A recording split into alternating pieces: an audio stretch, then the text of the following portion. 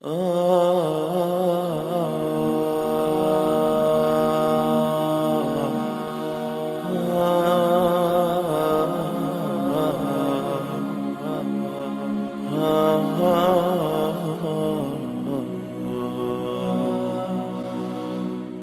محمد الرسول اللہ صلی اللہ علیہ وسلم نے ارشاد فرمایا، من یرد اللہ بہ خیرا یفقہہ فی الدین، جس آدمی کے ساتھ اللہ بھلائی کا، بہتری کا، اچھائی کا ارادہ فرماتے ہیں اس کو اپنے دین کی سمجھ دے دیتے ہیں۔ برادری کا جتھا، بیٹوں کی فوج، دولت کی ریل پیر، سونے چاندی کے ڈھیر، دکانوں کی مارکیٹ، کوٹھی بنگلہ کار، سج دج کرو فر، عہدہ منصب، سب کچھ مل جائے، اس بات کی گارنٹی نہیں کہ مولا راضی ہے۔ اگر ہدایت، دین، ایمان، صراط مستقیم، قرآن اور حدیث پر چلنا، کتاب و سنت کو اپنانا، قال اللہ قال الرسول، فرمان خدا، فرمان مصطفیٰ پر عمل کرنے کی توفیق مل جائے، مرنے کے بعد آنے والے حالات، جوانی مال کمانے خرچ کرنے کا حساب دینا، قبر کے اندھیرے اور مال ناموں کا تلنا، رب کی پیشیاں، اس کی سوچ فکر لگ جائے، یہ گارنٹی ہے کہ مولا راضی ہے۔ قرآن مجید کی سب سے پہلی سورہ فاتحہ، یہ کیوں فرض قرار دی؟ جناب محمد الرسول اللہ صلی اللہ علیہ وسلم نے ہر نمازی پر فرمایا، لا صلاۃ لمن لم یقرأ بفاتحۃ الکتاب، اس شخص کی نماز نہیں ہوتی جو سورہ فاتحہ نہیں پڑھتا۔ نماز امام کی، مقتدی کی، اکیلے، مسافر، مقیم کی، جنازہ، عید، استسقاء، کوئی نماز نہیں ہوتی بغیر سورہ فاتحہ کے۔ اور سورہ فاتحہ کی جو روایات ہیں ان میں فاتحہ کا ذکر ہے اور امام کے پیچھے کا ذکر ہے، اور رسول اللہ صلی اللہ علیہ وسلم نے پڑھنے کا حکم دیا ہے۔ اس کے مقابلہ میں پوری دنیا میں کوئی صحیح حدیث نہیں فاتحہ کا ذکر ہو، امام کے پیچھے کا ذکر ہو، رسول اللہ صلی اللہ علیہ وسلم نے پڑھنے سے روکا ہو۔ کیوں فرض قرار دی یہ صورت؟ ہر نمازی کے لیے اپنی امت کے ساتھ شفقت فرمائی، محبت فرمائی کہ جب میرے امتی نماز کے اندر 5 ٹائم ایک رکعت میں وضو کر کے خشوع خضوع، گریہ داری، منت سماجت پیش کر کے حمد و ثنا، تعریف، توصیف، کبریائی، عظمت، اللہ کی بڑائی بیان کرنے کے بعد جب عاجزی انکساری کے ساتھ اللہ تعالیٰ سے ہدایت کی بھیک مانگیں گے، نماز کی ایک رکعت میں اہدنا الصراط المستقیم، یا اللہ سیدھی راہ دکھا دے، اس پر چلا دے، خاتمہ فرما دے، کبھی تو بے پرواہ خیر ڈال ہی دے گا نا۔ تو یہ ہدایت سب سے بڑی قیمتی چیز ہے۔ ہدایت ہے کیا؟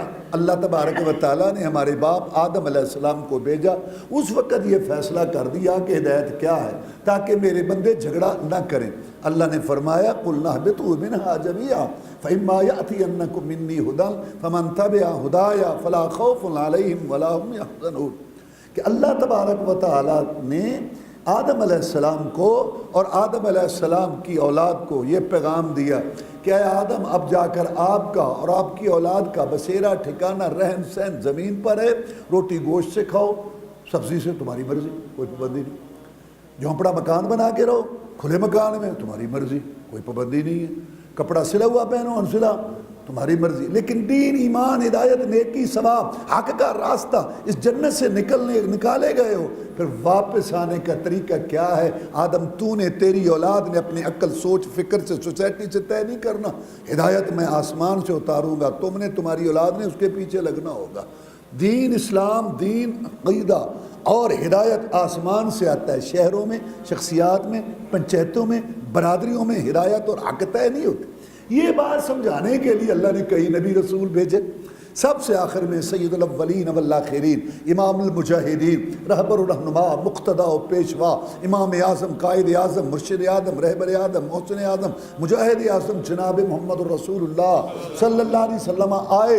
اللہ نے ظاہری خوبیاں بھی دی، باطنی بھی دی، صورت میں اجمل، سیرت میں اکمل، اخلاق میں افضل، حسب نسب میں اشرف، بیان میں افصح، مزد، مکرم، مصفہ، مطہر، فصاحت و بلاغت کا امام، اور سوجھ بوجھ، فہم و فراست کا وہ سردار بنا کے جو آسمانوں کا مہمان بنا، جن کے اشاروں سے جنت کے دروازے کھلے، یہ رسول نبی آیا، کیا قدر کی ہم نے اس کی۔ اللہ تعالیٰ نے ان کو ظاہری خوبیاں بھی دی، باطنی بھی دی، اتنا حسن و جمال عطا فرمایا کہ 14ویں کا چاند ان کے حسن و جمال کا مقابلہ نہیں کر سکتا۔ ہاں چاند سے تشبیہ دینا بھلا یہ بھی کیا انصاف ہے، اس کے منہ پہ چھائیاں محمد کا چہرہ صاف ہے صلی اللہ علیہ وسلم۔ اور دوسرا کیا کہتا ہے، تشبیہ کس سے دوں تیرے رخ انور کو، خورشید زرد رنگ قمر داغدار ہے۔ یہ رسول دیا تو کمی چھوڑی، کیا ضرورت ہے تمہیں رسول اعظم کو چھوڑ کر امتیوں کے قول اقوال دین اپنانے کی؟ اور پھر اللہ نے شہر کتنا اونچا بنایا، خاندان۔ آپ فرماتے ہیں کہ اللہ تعالیٰ نے ابراہیم علیہ السلام کی اولاد میں اسماعیل علیہ السلام کو چنا، ان کی اولاد میں اللہ نے بنو کنانہ میں قریش میں بنو ہاشم میں میں محمد صلی اللہ علیہ وسلم کو پیدا کیا۔ پوری دنیا میں آپ کے شہر جیسا شہر نہیں، آپ کے خاندان جیسا خاندان نہیں، آپ کی ذات جیسی کسی کی ذات نہیں، اور آپ کی بات جیسی کسی کی بات نہیں۔ یہ رسول اللہ نے ہمیں دیا۔ اللہ نے ان پر اپنے پاک کلام قرآن مجید کو نازل کیا، اس کی تفسیر شرح کا آپ کو دیا۔ اللہ نے فرمایا وَأَنزَلْنَا إِلَيْكَ الذِّكْرَ لِتُبَيِّنَ لِلنَّاسِ مَا نُزِّلَ إِلَيْهِمْ۔ نبی صلی اللہ علیہ وسلم قرآن کی شرح، تفسیر اور وضاحت مطلب آپ کی ذمہ داری ہے۔ اللہ نے یہ ذمہ داری کہ قرآن میں بیسیوں آتے ہیں، بیسیوں یہ محمد رسول اللہ صلی اللہ علیہ وسلم کی یہ اتھارٹی منواتی ہیں۔ آپ مفسر قرآن، مخصص قرآن، مقید قرآن، آپ نے اپنے قول فعل عمل تقریر سے قرآن کی تفسیر کی۔ آپ بولتے تھے، قرآن کی تفسیر ہو جاتی تھی، آپ عمل کرتے، قرآن کی تفسیر ہو جاتی تھی، آپ خاموش ہو جاتے، آپ کی خاموشی چپ بھی قرآن کی تفسیر اسلام کا اصول بن جاتی تھی۔ تیرا دین مکمل ہوا، اور آپ نے اپنی امت کو یہ وصیت کی، ترکت فیکم امرین لن تضلوا ما تمسکتم بہما کتاب اللہ و سنت نبیہ، کہ ہے میری امت میں دنیا سے جا رہا ہوں اور میں تمہارے لیے دو چیزیں چھوڑ کے جا رہا ہوں، کبھی گمراہ نہیں ہوگے۔